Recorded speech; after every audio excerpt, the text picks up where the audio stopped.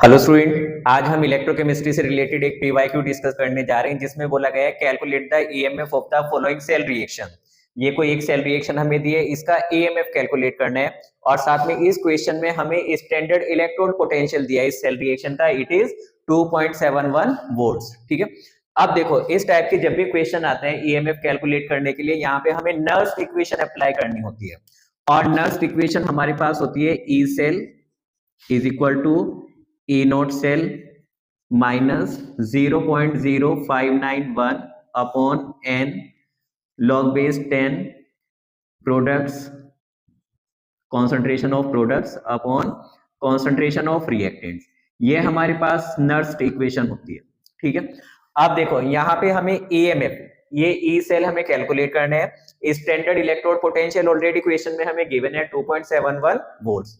n यहाँ पे क्या होता है, नंबर ऑफ इलेक्ट्रॉन्स। ठीक है, यानी कि एक इलेक्ट्रोड से जितने इलेक्ट्रॉन्स लूज हो रहे हैं, दूसरा इलेक्ट्रोड जितने इलेक्ट्रॉन्स गेन कर रहे हैं, ये हमारा क्या हो जाएगा n। तो यहाँ पे अगर हम इस क्वेश्चन में देखें, magnesium is converted into magnesium ion Mg2+, copper 2+ is converted into copper.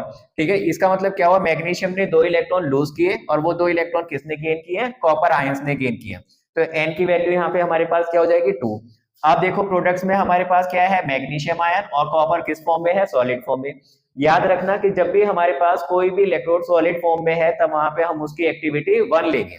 ठीक है, तो उसको लिखकर कोई फायदा नहीं है जितने भी यहाँ पे में सॉलिड फॉर्म में है। तो इसी इक्वेशन को मैं इस टाइप से लिख सकता हूँ। तो ये हो जाएगा E naught cell minus 0.0591 upon n log base 10 और ये हमारे पास आ जाएगा concentration of magnesium ion upon concentration of copper ions.